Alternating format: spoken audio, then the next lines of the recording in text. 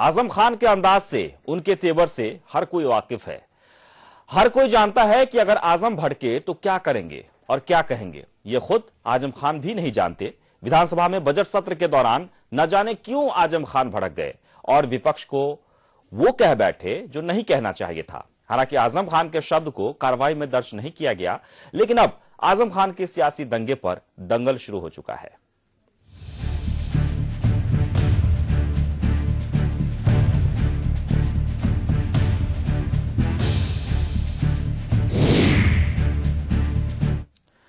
विधानसभा में बजट सत्र के दौरान आए विपक्ष पर भड़कते हुए विवादित बयान दे डाला। हालांकि आजम खान के बयान को कार्रवाई में दर्ज नहीं किया गया, लेकिन विपक्ष ने आजम खान के बयान पर कड़ी आपत्ति जताई है।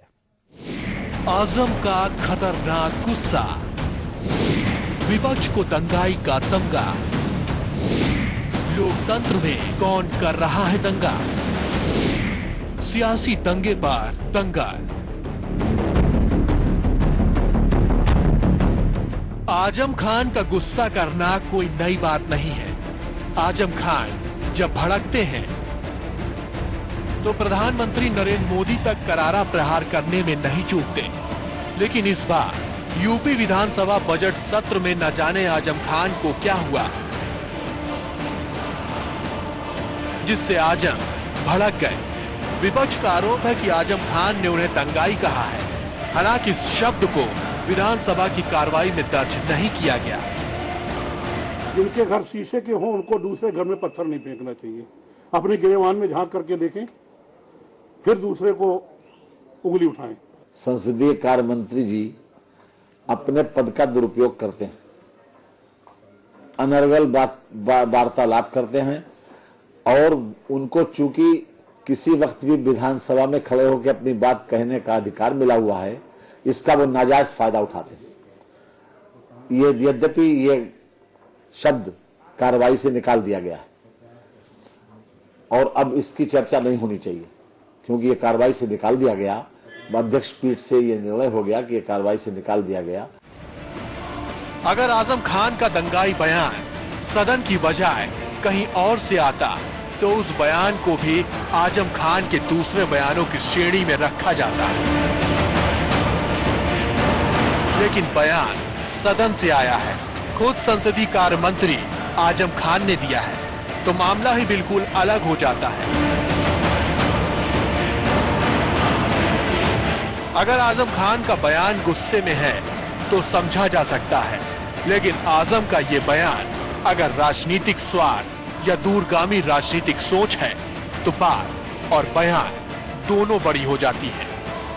संसदीय इतिहास में याद नहीं आता कि कभी किसी संसदीय कार्य मंत्री ने विपक्ष को दंगाई कहा हो। सत्ता पक्ष तो हमेशा ही विपक्ष को मार्गदर्शक और समीक्षक ही मानता रहा है। ठीक उसी तरह जिस तरह गोस्वामी तुलसीदास जी ने कहा था, निंदक नियरे राखिए आंगन कुटी छवाए, बिन पानी साबुन बिना निर्मल करे सुभाए। खैर, आजम ने विपक्ष पर दंगाई वाला बयान क्यों दिया, वो तो वही समझे। सदन के भीतर आजम के बयान और बाहर बड़ी बिजली दरों और गन्ना किसानों के भुगतान को लेकर युवा कांग्रेस ने ऐसा हल्ला बोला कि पुलिस को पानी की बौछार और लाठियां पटकनी पड़ी। दरअसल सदन के भीतर और बाहर दोनों जगह मुश्किलें सरकार के लिए ही रही। आज का दिन विधानसभा के अंदर ही हंगामेदार नहीं है, बल्कि विधानसभा के बाहर भी काफी हंगामा हो रहा है। आप देख सकते हैं यहाँ पे विधानसभा के बाहर ये व्यावसायिक शिक्षक हैं जो करीब 26 वर्षों से संघर्ष कर रहे हैं। ये विधानसभा के बाहर, एक तरफ विधानसभा के अंदर हंगामा हो रहा है, उससे ऊपर विधानसभा के बाहर हंगामा चल रहा है। आप देख सकते हैं भारी सुरक्षा बल भी तैनात किया गया है, काफी पुलिस फोर्स लगा रखी गई है यहाँ पे। कुल मिला के ये कह सकते हैं कि आज का जो दिन है, आज का जो वक्त है, वो काफी हंगामेदार है उत्तर प्रदेश सरकार के लिए। यहाँ लोग लगातार अपनी मांग कर रहे हैं। फिलहाल यहाँ भारी पुलिस बल लगाया गया है इनके विरोध को, किसी तरह से इनका जो विरोध है वो किसी तरह जो विधानसभा के बाहर कुछ हिंसक ना होने पाए। लेकिन फिलहाल जो यहाँ पर लोग हैं वो अपनी मांगों को लेके प्रदर्शन कर रहे हैं। भाई, जब क्या मामला है, आप लोग क्यों यहाँ पे हैं? हम विगत 26 वर्षों से व्यवसायिक शिक्षा में कार्यरत हैं। एक निश्चित मानदेय पर हमसे कार्य कराया जाता है जो बंधुआ मजदूर से ही बदतर है। और विगत 28 जनवरी 2015 को हमारी जो है रविंद्रनाथ में घोषणा कर दी गई माध्यमिक शिक्षा मंत्री कैबिनेट स्तर के मंत्री द्वारा, और सपा सरकार अपने वादे से मुकर रही है। 1 वर्ष गुजरने आने के बाद भी हम लोगों का विनिमयीकरण नहीं किया गया।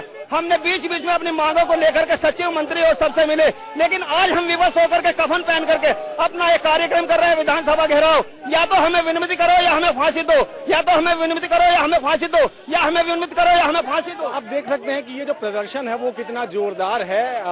विधानसभा के अंदर सरकार का तो विरोध जो विपक्षी पार्टियां वो कर रही हैं, लेकिन विधानसभा के बाहर ये लोग हैं, ये जो शिक्षक हैं वो अपनी मांगों को लेकर प्रदर्शन कर रहे हैं और साफ तौर पर कह रहे हैं कि पिछले 26 सालों के उनको छला जा रहा है।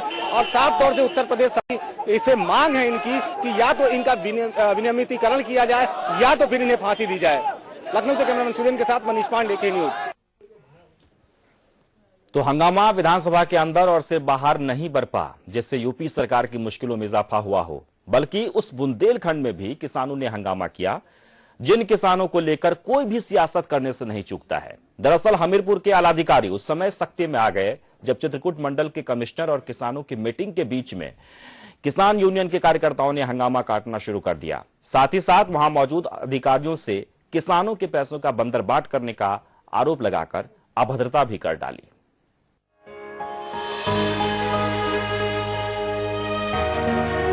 कमिश्नर की मीटिंग के बाहर अधिकारियों से उलझते हुए ये वो बुंदेलखंड की बदनसीब किसान हैं, जिन्हें मौसम पिछले कई सालों से दाने दाने को मोहताज कर रहा है। सूबे की सरकार ने इनके लिए योजनाएं तो बहुत बनाई, लेकिन वो अधिकारियों और कर्मचारियों की जेबें भरने का महज जरिया बनकर रह गई हैं, जिसके चलते अब ये हंगामा कर रहे हैं और अधिकारियों से अभद्रता करने से भी नहीं चूक रहे।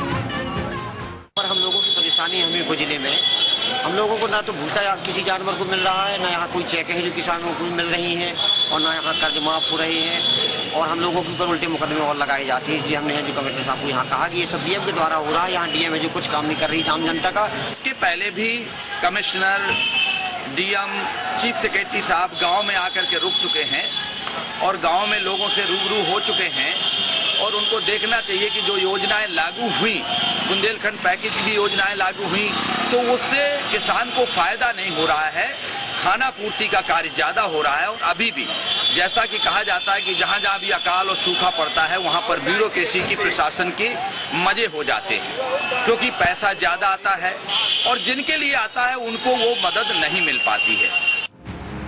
दरअसल हमीरपुर जिला मुख्यालय के महिला डिग्री कॉलेज में चित्रकूट मंडल के कमिश्नर का किसानों से सीधा संवाद का कार्यक्रम था, जिसमें किसानों से उनकी समस्याएं जानी जा रही थी।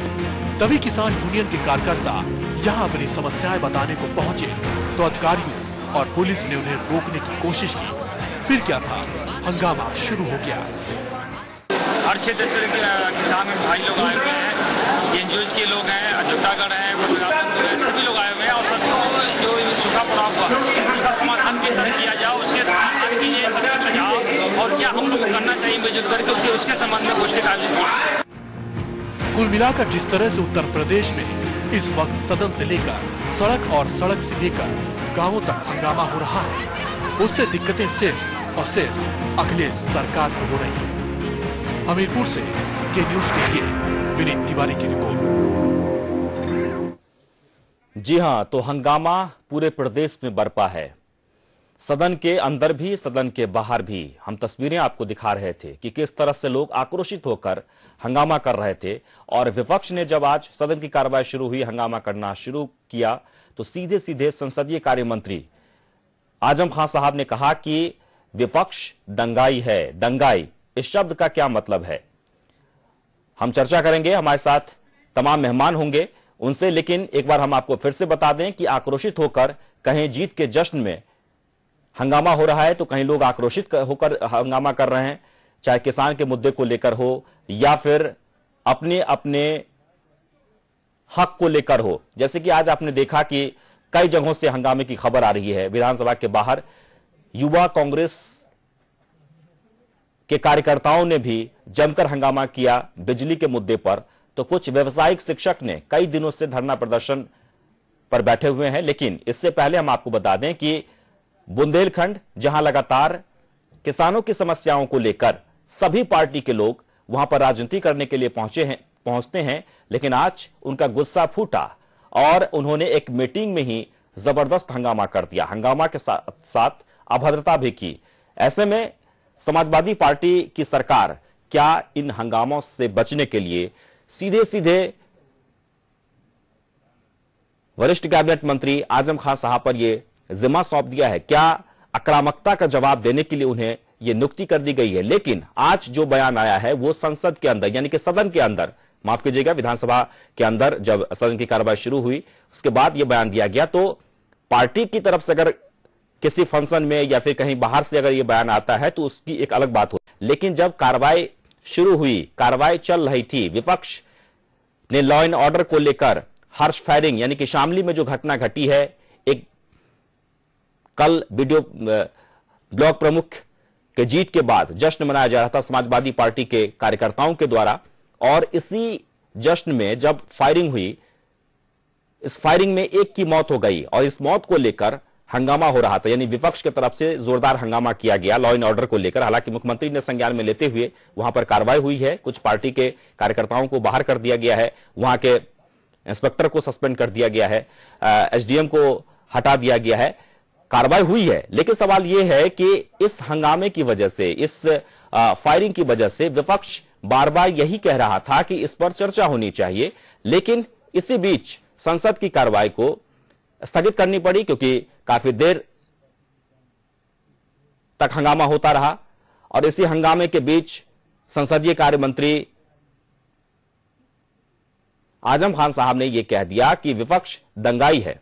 दंगाई कौन है, आज हम इस पर भी चर्चा करेंगे, क्योंकि आने वाले 13 तारीख को उपचुनाव है और उपचुनाव को लेकर भी सभी पार्टी, खासकर बीजेपी, कांग्रेस और समाजवादी पार्टी ने एड़ी चोटी का जोर लगा लिया है। क्या उस संदर्भ में भी ये बातें कही गई? हमारे साथ 3 मेहमान इस वक्त जुड़ गए हैं। हम चर्चा करेंगे कि आज विधानसभा की कार्रवाई शुरू होते ही विपक्ष ने जिस तरह से हंगामा किया और हंगामे के बाद जिस शब्द का इस्तेमाल किया गया, उस शब्द को लेकर आखिरकार इस शब्द का क्या मतलब है, क्या मायने है, क्यों कहा गया। हमारे साथ सुरेंद्र राजपूत जी कांग्रेस के नेता हैं, इस वक्त जुड़ गए हैं, बहुत बहुत स्वागत है आपका। और नाहिरा लारी खान जो कि समाजवादी पार्टी के नेता हैं, आपका भी बहुत बहुत स्वागत है। और एसके दत्ता जो कि वरिष्ठ पत्रकार हैं, दिल्ली से जुड़ गए हैं, आपका भी बहुत बहुत स्वागत है। सबसे पहले सुरेंद्र राजपूत जी, हम आपसे जानना चाहेंगे कि संसदीय कार्य मंत्री आजम खान साहब ने यह बात कही है, विपक्ष को उन्होंने दंगाई कहा है। सबसे पहले हम आपकी प्रतिक्रिया लेना चाहेंगे।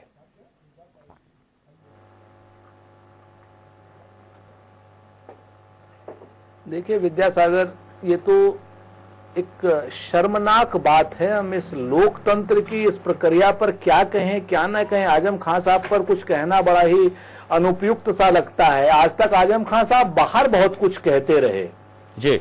मैं आपको ये बताऊं, पहले तो आजम खान साहब को क्लियर करना चाहिए कि दंगाई है कौन। अगर उन्होंने दंगाई किसी व्यक्ति विशेष को कहा है, किसी दल विशेष को कहा है, या पूरे विपक्ष को कहा है। अगर पूरे विपक्ष को कहा है दल आपने दंगाई, तो उनके खिलाफ कार्रवाई क्यों नहीं कर रहे हैं? अगर आपने पूरे के पूरे विपक्ष को दंगाई कह दिया है, हम तो कहते हैं ना, एक बड़ा पुराना सा मुनव्वर राणा साहब का एक शेर था कि उसने मुझे इसलिए दंगाई लिखा है क्योंकि मेरे घर के बर्तन पे आईएसआई लिखा है। अगर हम लोग आईएसआई लिखने पर अपने आप को दंगाई कहलवा रहे हैं, तो मुझे ऐसा लगता है कि कहीं ना कहीं ये बात मुलायम सिंह जी को और युवा मुख्यमंत्री अखिलेश यादव जी को देखनी चाहिए कि आजम खान साहब किसके ब्रांड एम्बेसडर हैं। क्या वो समाजवादी पार्टी के ब्रांड एम्बेसडर हैं, या वो भारतीय जनता पार्टी का कहीं ना कहीं परोक्ष या अपरोक्ष रूप से समर्थन कर रहे हैं जी। अब अगर वो परोक्ष रूप से अपरोक्ष रूप से भारतीय जनता पार्टी के ब्रांड एम्बेसडर हैं, तो वो अपने आप में अपनी सफाई दें। कई बार वो आपके चैनल पर फोनों पर आ चुके हैं, तो हमें तो बड़ा दुख है। आज आजम खान साहब को हम एक सेकुलर नेता समझते थे, लेकिन उन्होंने संपूर्ण विपक्ष को दंगाई कह करके कहीं ना कहीं अपनी छवि पे भी दाग लगा लिया, समाजवादी पार्टी की छवि पर भी दाग लगाया है। क्योंकि समाजवादी पार्टी ने कहीं ना कहीं कभी ना कभी सेकुलर ताकतों का साथ दिया, लेकिन आज ये सारी बातें कह करके उन्होंने एक दल विशेष को और एक दल विशेष की सरकार जो केंद्र में है उसका कहीं ना कहीं समर्थन किया है। और मुझे लगता है कि ये कहीं उपचुनाव जो देवबंद में हो रहे हैं, उपचुनाव जो मुजफ्फरनगर में हो रहे हैं, उनमें अगर आप देखें कि जिस प्रकार आजम खां इनको दंगाई, विपक्ष को दंगाई कह रहे हैं, उसी प्रकार से जो देवबंद का प्रत्याशी है भारतीय जनता पार्टी का, उस शख्स ने बड़ा स्पष्ट रूप से कहा है कि यहां चुनाव हिंदू और मुसलमान है, और उस हिंदू और मुसलमान के चुनाव के नाम पर उसने कहा है कि अगर मैं चुनाव जीता, भारतीय जनता पार्टी का प्रत्याशी ऑफिशियल कोट कर रहा है, तो उसने कहा कि हम लोग मुसलमानों के गांवों में और मस्जिदों में 2 बटन खोल के जाया करेंगे। बेहतर होता है कि आजम खां साहब उनके ऊपर कार्रवाई कराते, लेकिन आजम खां साहब ने पूरे विपक्ष को दंगाई कह करके कहीं ना कहीं लोकतंत्र की मर्यादा का हनन किया है, लोकतंत्र का हनन किया है। मुख्यमंत्री को चाहिए कि उनके खिलाफ कठोरतम वैधानिक कार्रवाई करे।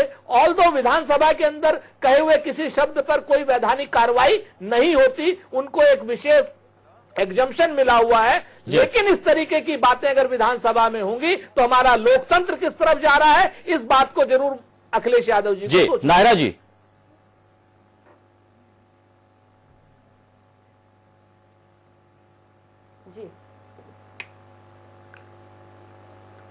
नायरा जी, आप इस बयान को किस तरह से लेते हैं?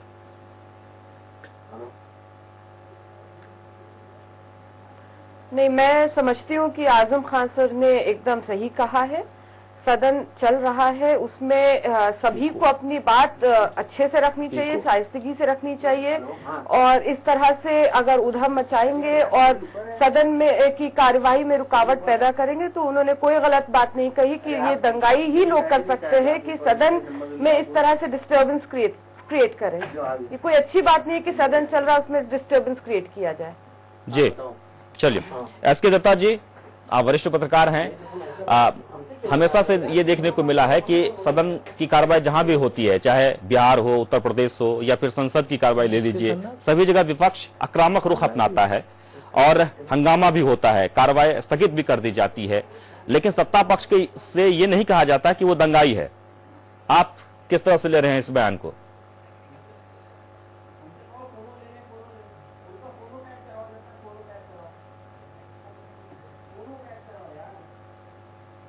ऐसी बयान अगर दी है सदन के अंदर, तो लोकतांत्रिक परिक्रम जो प्रक्रिया है, उस प्रक्रिया को और लोकतांत्रिक परंपरा को ध्यान में रखते हुए इस तरह का बयान का इस्तेमाल नहीं होना चाहिए। और खास करके सदन के अंदर अगर ऐसा बयान अगर होता है तो वो दुर्भाग्यपूर्ण है। ये सत्ता पक्ष का जिम्मेदारी बनता है कि विपक्ष अगर कोई मुद्दा अगर उठा रहे हैं, उस मुद्दे पे किस तरह की चर्चा हो और किस हिसाब से चर्चा हो, ये दोनों विपक्ष और सत्ता पक्ष दोनों की जिम्मेदारी बनती है, ताकि सदन या फिर सदन के अंदर की कार्रवाई सही तरह से चले। हंगामा करना या फिर मुद्दों को उठाना और उस पर शोर शराबा करना वो लोकतंत्र का एक हिस्सा होता है, और उस पे विपक्ष के लोग उठाते हैं मुद्दे, पर उन सब मुद्दों पे चर्चा होने की आवश्यकता होती है, ना कि इस तरह के बयान देके और घातक स्थिति बनाने की कोशिश जो होती है, वो मैं समझता हूं कि उचित नहीं होता है। पहले बार मुझे एक वरिष्ठ नेता के तरफ से इस तरह का बयान मुझे सुनने को मिला है, पर मैं इस बयान को किसी और परिपक्ष के हिसाब से भी जोड़ता हूं। हाल ही में जो समाजवादी पार्टी के वरिष्ठ नेता आपने जो ये बयान दिया किसी प्रेस कॉन्फ्रेंस या फिर मीडिया के सामने कि हमारे देश के प्रधानमंत्री दाऊद इब्राहिम जी से भी दाऊद इब्राहिम के साथ मिलके आए हैं, और उसके बाद जब स्पष्टीकरण मांगा गया है तो उस पर किसी तरह का स्पष्टीकरण नहीं आया है, तो ये कहीं ना कहीं पे एक राजनीतिक चीजों को ध्यान में रखते हुए इस तरह की बयान हो रही है। इस पे सत्ता पक्ष अगर जिम्मेदार है ऐसे स्थिति को पैदा करने में, मैं समझता हूं कि विपक्ष भी उतना ही जिम्मेदार है वातावरण को प्रदूषित करने में। जनता के हित में और जनता के लिए जो बेसिक मुद्दे हैं और जो बेसिक चीजें हैं, उन सब चीजों पे सदन के अंदर चर्चा होने की आवश्यकता है। और ये जो सदन है यूपी के, ये बहुत महत्वपूर्ण है क्योंकि ये बजट सेशन भी है यूपी सदन का, तो इसलिए कई सारे गंभीर विषय आएंगे और कई सारे गंभीर विषय पे महत्वपूर्ण वे में चर्चा होने की आवश्यकता है। ना कि ऐसा हल्का बयानबाजी देके वातावरण को प्रदूषित अगर किया जाता है और उसके चलते अगर सदन अगर स्थगित होता है या फिर निलंबित होता है तो वो बहुत दुर्भाग्यपूर्ण होता है, क्योंकि अल्टीमेटली जनता की पैसा लगती है सदन को चलाने में। तो इसलिए शालीनता दोनों तरफ से ही होना चाहिए और खास करके सत्ता पक्ष को तो और ज्यादा शालीन होने की आवश्यकता है चीजों को लेके। और इतने गंभीर नेता है और इतने जुझारू नेता है और इनका खुद का एक अच्छा पॉलिटिकल इनिंग्स रहा है, तो इसलिए शालीनता और संयम से बयान रखने की बहुत आवश्यकता होती है। और आज जो इन्होंने बयान दिया है सदन के अंदर, वो एक मंत्री होने के नाते, संसदीय कार्य मंत्री होने के नाते ये बयान आया है, तो इसलिए ये और ज्यादा महत्वपूर्ण हो जाता है क्योंकि सदन के अंदर ये बयान आया है। तो इसलिए मैं समझता हूं कि इन सब चीजों को थोड़ा गंभीरतापूर्ण लेने की आवश्यकता होती है। आप देखे होंगे कि उपचुनाव के परिप्रेक्ष्य में किस हिसाब से माहौल को कहीं ना कहीं पे प्रदूषित की जा रही है और लगातार जिस तरह का पोस्टरबाजी और बयानबाजी चल रहा है, वो कहीं ना कहीं पे एक पोलराइजेशन की भी एक अटेम्प्ट है पूरे चीज को लेके। तो मैं मानता हूं कि ये सब चीजें नहीं होनी चाहिए, क्योंकि अल्टीमेटली प्रदेश का या फिर देश का वातावरण प्रदूषित होता है और जो गंभीर नेता हैं उन सबको मतलब कि सोच समझ के बयान देने की बिल्कुल। चलिए छोटे से ब्रेक के लिए रुकेंगे जी, एसके दत्ता जी, छोटे से ब्रेक के लिए रुकेंगे। वाकई में जो बयान आया है, जो बातें कही है आजम खान साहब ने, उस बात को लेकर और भी हम चर्चा भी करेंगे और मायने निकालेंगे कि आखिरकार जब भी वो कुछ कहते हैं तो उसके जो मतलब हैं वो बहुत दूर दूर तक निकलते हैं। क्या मतलब है, किसके लिए उन्होंने कहा है, या फिर किस अंदाज में उन्होंने कहा है। हो सकता है कि उपचुनाव को लेकर, जिस तरह से मुजफ्फरनगर में उपचुनाव होने हैं 13 तारीख को, उस हिसाब से भी, क्योंकि 2013 में जिस तरह से वहां पर दंगा हुआ था और जिस तरह से बयानबाजी शुरू हुई थी कि एक दूसरे पर जो आरोप प्रत्यारोप का दौर जो शुरू हुआ, उस अंदाज से भी उन्होंने ये बातें कही हो। चर्चा कर रहे हैं सदन के अंदर किस तरह से हंगामा हो रहा है। आज उत्तर प्रदेश विधानसभा की कार्रवाई शुरू होते ही हंगामा शुरू हुआ और हंगामा शुरू होते ही संसदीय कार्य मंत्री आजम खान साहब ने कह दिया कि विपक्ष दंगाई है, सदन की कार्रवाई चलने नहीं देता। और इस बात को लेकर एक बार फिर से राजनीति गर्मा गई है। विपक्ष का यह आरोप है कि यह शब्द शोभा नहीं देता, खासकर संसदीय कार्य मंत्री को। इस पर हम चर्चा कर रहे हैं, लेकिन हंगामा सिर्फ सदन में ही नहीं बल्कि बाहर भी हो रहा है। सदन के बाहर हो या फिर पूरे प्रदेश में हो, कहीं खुशी में लोग हंगामा कर रहे हैं तो कहीं लोग दुखी होकर, आक्रोशित होकर हंगामा कर रहे हैं। खासकर शामली में जो घटना घटी है, शामली में ब्लॉक प्रमुख के चुनाव में जीतने के बाद समाजवादी पार्टी के कार्यकर्ता, नेता, विधायक सभी लोगों ने हर्ष फायरिंग की और इस फायरिंग में एक की मौत हो गई और मौत के बाद से पूरे प्रदेश में सियासत गर्मा गई है, यानी कि हंगामा शुरू हो गया। और इसी हंगामे को लेकर आज विपक्ष चाह रहा था कि इस मुद्दे पर बात हो, लेकिन हंगामा होते ही सदन की कार्रवाई स्थगित कर दी गई और सीधे सीधे संसदीय कार्य मंत्री ने यह कहा कि जो विपक्ष है वो दंगाई है। क्या मतलब है, हम लगातार चर्चा कर रहे हैं। हमारे साथ सुरेश खन्ना जी, बीजेपी के नेता, भी जुड़ गए हैं। बहुत बहुत स्वागत है आपका। सुरेश खन्ना जी, आज विपक्ष को दंगाई कहा गया है, इस शब्द से आप क्या कहना चाहेंगे इस शब्द को लेकर, क्योंकि संसदीय कार्य मंत्री आजम खान साहब ने यह बातें कही है। आपके जहन में क्या कुछ सवाल उठ रहा है, किसके लिए यह शब्द प्रयोग किया गया? आजम खान साहब जो है वो एक नॉर्मल आदमी नहीं है, उनका मानसिक संतुलन ठीक नहीं रहता है जी। जिस समय उन्होंने शपथ ली थी 15 मार्च 2012 को, उस समय वो शपथ आधी ली उन्होंने और आधी शपथ भूल गए। बाद में जब उनसे पूछा गया कि ऐसा क्यों हुआ तो उन्होंने कहा ये मानवीय भूल थी। दूसरी बात, जब उनसे स्पीकर बनने को कहा गया था, मंत्री बनने से पहले एक दौरान ऐसा आया था कि जब उनसे स्पीकर बनने को कहा गया था तो उन्होंने स्वयं इस बात को स्वीकार किया गया था, उन्होंने स्वयं स्वीकारा था कि जितना स्पीकर के लिए धैर्य होना चाहिए उतना धैर्य उनके पास नहीं है। सवाल यह है कि जो आजम खान साहब स्वयं जब विपक्ष में थे वो स्वयं विधानसभा की कार्रवाई नहीं चलने देते थे और स्वयं विधानसभा में बिला वजह अवंगा डालते थे और मुद्दों से हटके बात कहना उनकी आदत है। वो आवश्यक जब जवाब नहीं उनके पास बनता है कोई तो वो जरूर बातें करते रहते हैं। अभी आपको याद होगा दादरी में एक हत्या हुई और राज्य सरकार की पूरी जिम्मेदारी है कानून व्यवस्था की, तो अपनी ही सरकार के खिलाफ उन्होंने बोल दिया कि हम यूनाइटेड नेशंस ऑर्गेनाइजेशंस को एक पत्र लिखेंगे। अब सवाल यह है कि जो मंत्री अपनी ही सरकार के खिलाफ इस प्रकार का आचरण करे, उसको 1 मिनट भी मंत्री पद पर रहने का अधिकार नहीं है। लेकिन मुख्यमंत्री जी की पता नहीं कौन सी ऐसी मजबूरी है, उन्होंने उस दफा भी उनको माफ कर दिया। सवाल यह है कि वो हमेशा अपने बयानों से चर्चा में बने रहने की असफल कोशिश करते हैं और इस प्रकार के उलझुल बयान देते हैं। हालांकि ये बयान विधानसभा की कार्रवाई से माननीय अध्यक्ष पीठ ने निकाल दिया। उन्होंने स्वयं अध्यक्ष जी ने इस बात की घोषणा कर दी कि हमने ये कार्रवाई से निकाल देंगे। उसके बाद इसका कोई औचित्य नहीं रह जाता। लेकिन फिर भी आजम खान साहब अपने बयानों की वजह से हमेशा चर्चा में बने रहने का कोशिश करते हैं और इस तरीके के बयान वो केवल इसलिए देते हैं कि उनके पास असली मुद्दों पर जवाब देने के लिए कुछ है नहीं। बिजली आती नहीं, गन्ने का पेमेंट कर नहीं पाए, 6500 करोड़ रुपया आज गन्ना किसानों का बकाया है और बिजली के रेट तो बढ़ाए और बिजली की आपूर्ति घटाई। बुंदेलखंड बूंद बूंद पानी को ट्राई कर रहा है। केंद्र ने 1304 करोड़ रुपया सूखा राहत में दिया, तकावी दाम पर एक भी पैसा बांटा नहीं गया। हर तरीके से ये सरकार असफल है और अपनी असफलता को छुपाने के लिए इस प्रकार से वो आजम खान साहब बोलते हैं। हमारा ये कहना है कि इस प्रकार के बयान का कोई मतलब नहीं है और उनका चूंकि मानसिक संतुलन ठीक नहीं है, स्वयं इसको वो स्वीकार कर चुके हैं।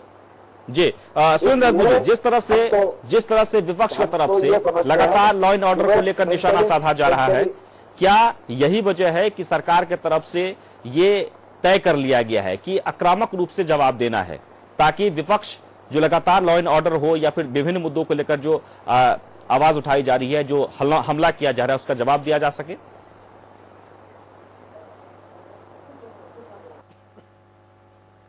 देखिए, अंग्रेजी की एक कहावत है विद्यासागर की, offence is the best defence. इसका संपूर्ण रूप से दुरुपयोग कैसे हो सकता है वो आजम खान साहब के बयान से समझा जा सकता है। संसदीय कार्य मंत्री का एक रोल होता है कि पूरे विपक्ष को साथ लेकर के चले, और संसदीय कार्य मंत्री अगर पूरे विपक्ष को दंगाई कहे तो ये किस तरीके से साथ लेकर के लोकतंत्र में चलना है, भाई हमें तो समझ नहीं आता।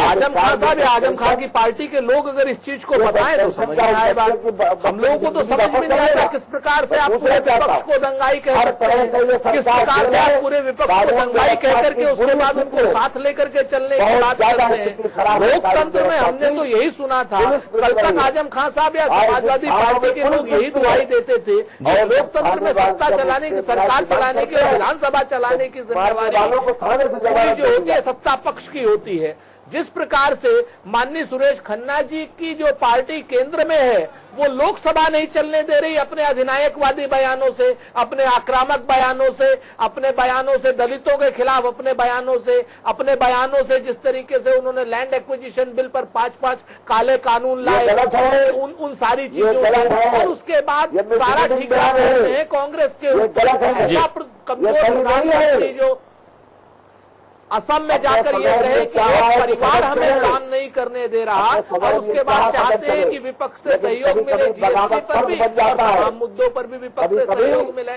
आप इस चीज को देखें, उन्हीं की मुक्त रूप से पूरी की आवाज बंद करनी पड़ती है। उत्तर प्रदेश सरकार के जो कबीना मंत्री हैं आजम खान साहब वो कर रहे हैं। जी मैं आपके बीच में नहीं बोला था, सुरेश खन्ना जी सुन लीजिए, आप अपनी बारी में अगर जवाब देंगे तो बेहतर रहेगा विधानसभा के जी। अगर अपनी बारी में जवाब देंगे तो बेहतर रहेगा जी। सुरेश खन्ना जी लौट रहे हैं आपके पास। कह रहा हूँ कि ऐसा कमजोर प्रधानमंत्री पूरे के पूरे भारत की आजादी के इतिहास में नहीं रहा जी। चलिए, और जो ये बात कहे कि एक परिवार की वजह से हम संसद नहीं चलने दे पा रहे हैं और वो संसद चलने देने की बात न करके सारे कितों को डिरेल करने की बात करे, आज की डेट में चाहे आजम खान साहब हो और चाहे भारतीय जनता पार्टी की केंद्र की सरकार हो, दोनों सरकारें मुझे बताएं महंगाई के मुद्दे पर क्या कर रही हैं, दोनों सरकारें मुझे बताएं कि टैक्सेस के मुद्दे पर क्या कर रही हैं, कानून व्यवस्था के मुद्दे पर क्या कर रही हैं।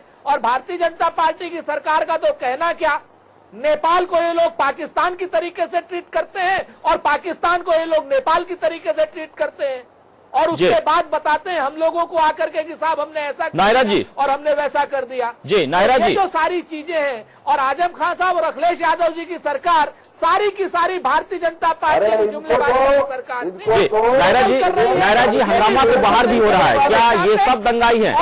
नायरा जी पार्टी के क्योंकि आपने समर्थन किया है, चलने देना चाहते हैं। मैं ये समझती हूँ कि हमारी मैं अपने आजम खान सर की एकदम पूर्ण रूप से मैं समर्थन करती हूँ। और जो क्या आप दंगाई कहने का समर्थन करती है? अगर हम लोग दंगाई हैं तो आप हमें जेल में भेजिए। सुरेंद्र राजपूत जी हमारा सवाल यही है नायरा जी से। नायरा जी आप मेरी बात सुनिए। नायरा जी हमारा सवाल ये है कि सदन के अंदर भी, जेल भेजिए, बाहर भी, बुंदेलखंड में भी सभी जगहों पर हंगामा हो रहा है। क्या ये सभी लोग जो हंगामा कर रहे हैं वो सब दंगाई है? विदेशों में हमारा सम्मान बढ़ा है। ये सब जो लोग हंगामा कर रहे हैं ये समाजवादी पार्टी के से चिढ़ रहे हैं। समाजवादी अपना जो विकास का जो एजेंडा है समाजवादी पार्टी का, उस एजेंडा को पूरी तरह से निभाया है और चिढ़ में ये सब हंगामा कर रहे हैं। ये सब कुछ नहीं इनकी पार्टी के कर सकते हैं और ये खाली न्यूज में रहना चाहते हैं। इस न्यूज में रहने की वजह से ये हंगामा कर रहे हैं। अगर इनके पास कोई ठोस मुद्दा है और सदन चल रहा था तो सदन में वही बात अच्छे से की जाती। इतना शोर शराबा और हंगामा करने से क्या फायदा? एक दिन का सदन चलाने में जनता का पैसा इस्तेमाल हो रहा है, जनता के पैसे से एक दिन का सदन चलता है और इनके हंगामे की वजह से सदन के कार्रवाई में खलल पैदा होता है। सदन की कार्रवाई होती है और ये जनता को ही आपके लिए हंगामा कर रहे हैं। जनता के लिए हंगामा नहीं कर रहे हैं, ये अपने लिए हंगामा कर रहे हैं। ये अपना न्यूज में रहने के लिए हंगामा कर रहे हैं, चाहे वो बीजेपी हो चाहे वो कांग्रेस हो। कांग्रेस तो यहाँ पे कुछ वजूद ही नहीं रखती उत्तर प्रदेश में और बीजेपी की तो हालत खराबी है। बीजेपी करप्शन की बात कर रही है, बीजेपी भ्रष्टाचार की बात कर रही है। अटल बिहारी वाजपेयी जी जब वो प्रधानमंत्री थे तो उनके जो राष्ट्रीय अध्यक्ष थे बंगारू लक्ष्मण साहब, उनके ऊपर स्टिंग ऑपरेशन हुआ और वो 1 लाख रुपए नायरा जी हम उस बात पर नहीं जाना चाह रहे। सुरेंद्र राजपूत जी, तो ये वो पार्टी करप्शन की बात करी, बड़े अफसोस की बात है, उनकी तो बात ही नहीं सुनने के लायक है। देखिए 2-3 बातें बड़ी महत्वपूर्ण हैं। आजम खान साहब हम लोग को या तो किसी समाजवादी पार्टी को दंगाई कहें और दंगाई सुरेश खन्ना जी कुछ कह रहे हैं। सुरेश राजपूत जी सुन लेते हैं। सुरेश खन्ना जी हमारे खिलाफ कार्रवाई जी। हाँ सुरेश खन्ना जी कुछ कह रहे हैं, कहिए जी। वो स्वयं देखिए मैं ये कह रहा हूं कि स्वयं मुलायम सिंह यादव जी ने, स्वयं समाजवादी पार्टी के मुखिया ने ये बात को कहा है, स्वीकारा है कि अगर धन कमाना था तो राजनीति में क्यों आए। उन्होंने मंत्रियों के ऊपर, उत्तर प्रदेश सरकार के मंत्रियों पर ये टिप्पणी की है। ये मैंने टिप्पणी नहीं की, उन्होंने की टिप्पणी। और जहां तक महंगाई का सवाल है, महंगाई थमी है हिंदुस्तान के आम आदमी का, आवाज नहीं पहुंच रही है। सुरेश खन्ना जी, पूरे दुनिया में बढ़ा है, विकास की दर बढ़ी है, हर तरह से हिंदुस्तान तरक्की के मार्ग पर अग्रसर है। देखिए मैं सुरेश खन्ना जी की आवाज की बात कर रहा हूं, अंदाज की बात कर रहा हूं। सुरेश खन्ना जी ने बहुत आसानी से कहा कि महंगाई पूरे देश की समस्या है। तो क्या महंगाई पूरे 12 साल तक देश की समस्या नहीं थी? 2004 से 2014 तक जिस तरीके से इन्होंने अनर्गल प्रलाप किए हैं और जिस प्रकार से देश की छवि को इन्होंने दूषित किया है, धूल दूसरित किया है, वो क्या उस वक्त महंगाई क्या पूरे देश की समस्या नहीं थी? 60 रुपए किलो की दाल को 160 रुपए किलो सुरेश खन्ना जी की पार्टी बिकवा रही है और किसानों से सुरेश खन्ना जी की पार्टी 40 रुपए में ले रही है दाल।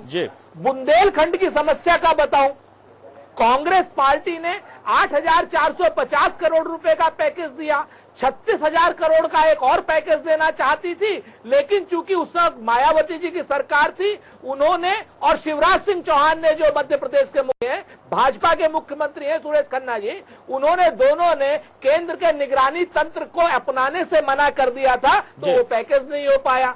बुंदेलखंड अकालग्रस्त है, केंद्र की सरकार कुछ नहीं कर रही, प्रदेश की सरकार कुछ नहीं कर रही उसके लिए। और आज की डेट में पूरे प्रदेश में लगभग सुन ही रहे थे, बुंदेलखंड के किसान सिर्फ सुन ही रहे थे। सारे राजनीतिक दल के लोग वहां पर पहुंच रहे हैं, राजनीति कर रहे हैं, वोट बैंक साध रहे हैं, लेकिन आज उन लोगों का भी आपा उन्होंने खो दिया और जमकर हंगामा किया है। छोटे से ब्रेक की वजह से पहले हम चर्चा कर चुके हैं, दिखा भी चुके हैं आपको कि किस तरह से वहां पर हंगामा हुआ है, लेकिन चर्चा करेंगे। तो चर्चा हंगामा को लेकर और किस तरह से आज सदन के अंदर हंगामा किया गया और हंगामे के बाद संसदीय कार्य मंत्री ने विपक्ष को दंगाई कहा। लेकिन हंगामा सिर्फ सदन ही नहीं है, जैसे कि हम लगातार आपको दिखा रहे हैं कि सदन के बाहर भी हंगामा हुआ है और बुंदेलखंड में भी हंगामा हुआ है। बुंदेलखंड में रोजाना जो खबरें आ रही है उसमें यह कि इस वक्त वहां पर हालात और भी ज्यादा खराब हो चुके हैं, यानी किसान दिन ब दिन बदहाल होते किसानों की हालत जो है बदहाल होते जा रही है और किसानों की खुदकुशी की भी खबर आ रही है, चाहे वो अकाल से हो, चाहे वो बेमौसम बारिश को लेकर हो या फिर भुखमरी के कगार पर आने को लेकर हो या कर्ज में डूबे किसान। यानी आज जिस तरह से वहां पर हंगामा किया गया, इससे साफ तौर पर जाहिर होता है कि प्रदेश सरकार इन हंगामे से बचने के लिए हो सकता है कि आक्रामकता की वजह से इन सब शब्दों का इस्तेमाल कर रही हो। हमारे साथ लगातार सभी मेहमान बने हुए हैं। सुरेंद्र राजपूत जी, बुंदेलखंड में जैसे कि हम लगातार रिपोर्ट दिखा रहे हैं कि आज सदन के बाहर तो हंगामा हुआ ही, यूथ कांग्रेस के कार्यकर्ताओं ने हंगामा किया, लेकिन किसानों ने भी हंगामा किया है। वहां पर किसान यानी अपने हक को लेकर अपने जिस तरह से अनदेखी हो रही है, किसानों की उपेक्षा की जा रही है केंद्र से लेकर राज्य सरकार तक, ऐसे में अब उन्होंने भी ये ठान लिया है कि बिना हंगामे से कुछ नहीं मिलेगा। केंद्र उपेक्षा नहीं कर रहा है। देखिए विद्यासागर जी, सबसे बड़ी बात है आज की डेट में बुंदेलखंड की त्रासदी के ऊपर न तो प्रदेश की सरकार न ही केंद्र की सरकार कान दे रही है जी। एक अपने आप में मानवीय त्रासदी की ओर उत्तर प्रदेश बढ़ रहा है और बुंदेलखंड में पिछले 13 साल से बारिश नहीं हुई है और ये मुद्दा राजनीति से इतर है। इस मुद्दे पर समाजवादी कांग्रेस या भाजपा बसपा नहीं होना चाहिए।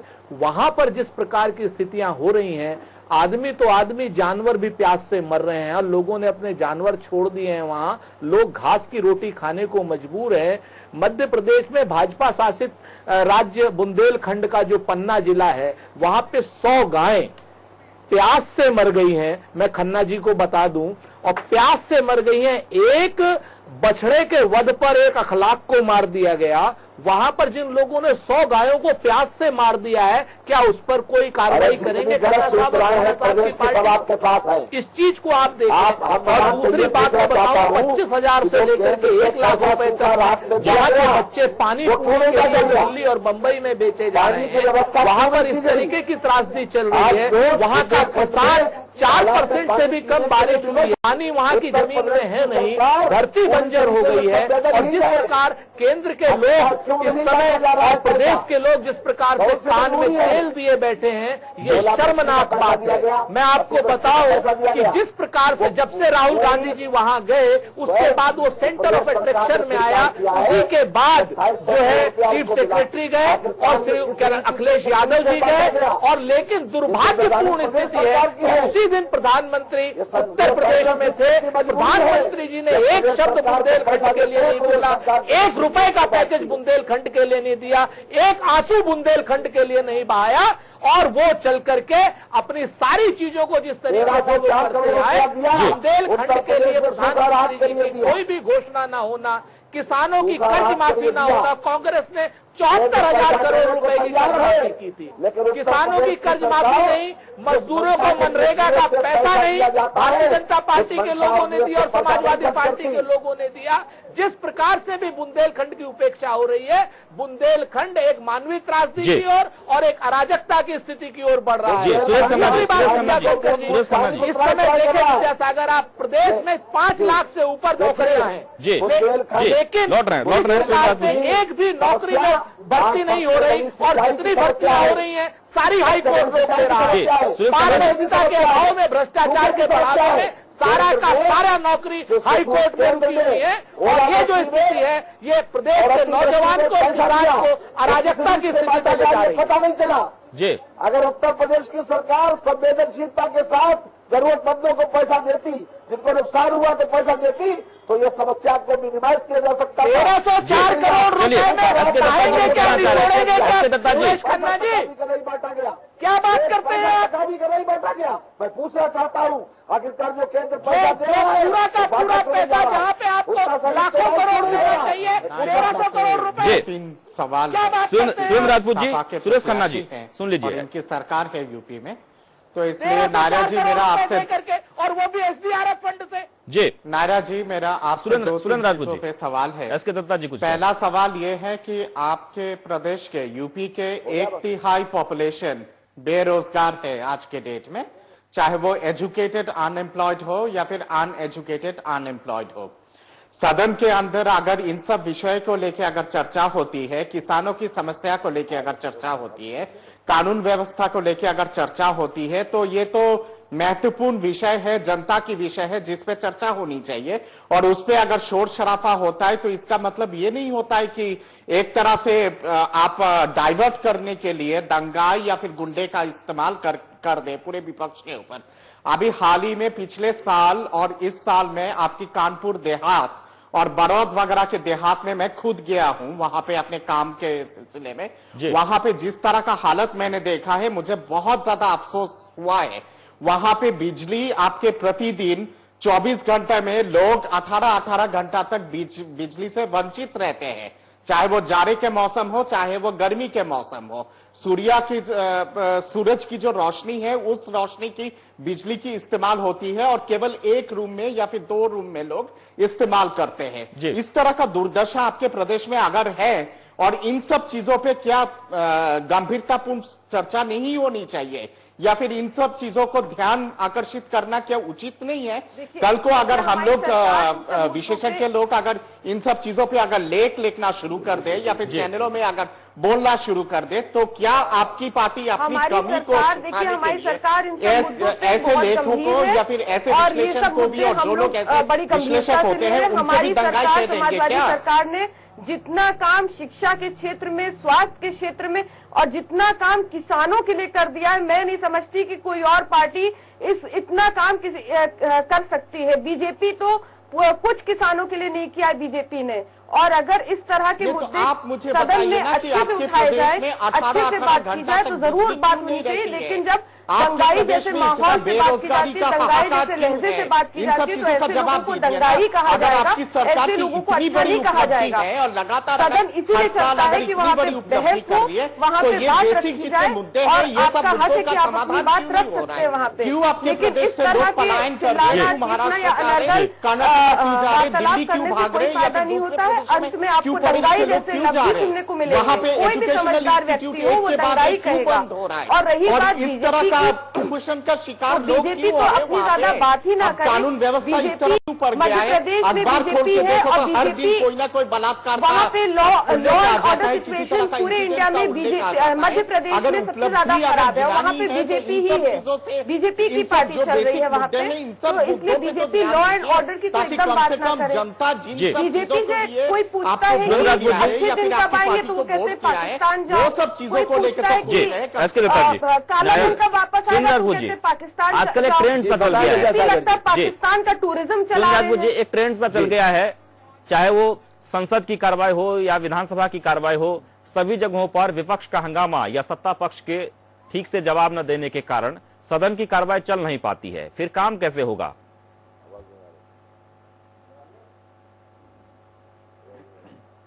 देखिए विद्यासागर जी, 2-3 बातें बड़ी महत्वपूर्ण हैं। आज की डेट में सारे ही दलों को मिलकर के बात करनी होगी और पार्टी से अलग हट करके बात करनी होगी कि सदन की कार्रवाई जिस प्रकार से चलनी चाहिए।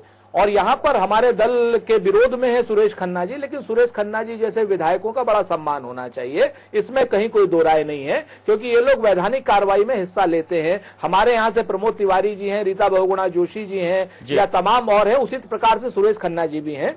लेकिन मैं आपको एक बात बता दूं कि आज की डेट में कोई भी दल और स्पेशली सत्ताधारी दल तैयार होकर के नहीं आता है तो उसका काम यह होता है कि किसी सूरत में इस कार्रवाई को जो है हंगामे की भेंट चढ़ा दो, जिसका एक प्रत्यक्ष उदाहरण आज देखने को मिला जब श्री आजम खां साहब ने पूरे विपक्ष को दंगाई कह दिया। बेहतर होता आजम खां साहब लोकतंत्र में लोकतांत्रिक मूल्यों को ध्यान रख करके सब लोगों से पूछते कि भाई बात क्या है, हंगामा क्यों कर रहे हो। शामली की घटना पे हम भी दुखी हैं, कानून व्यवस्था पर हम भी जिस धारा में आप कहिए उस धारा में हम बात करना चाहते हैं। उसी प्रकार से ये लोग वही आचरण कर रहे हैं जो दिल्ली में भारतीय जनता पार्टी की सरकार आचरण करती है। एक तरफ कहते हैं कि साहब हम जीएसटी पर कांग्रेस के बनाए हुए फार्मूले पर हम काम करने के लिए तैयार हैं, और दूसरी तरफ कहते हैं कि साहब ये कांग्रेस पार्टी जो है लोकतंत्र को चलने नहीं देना चाहती।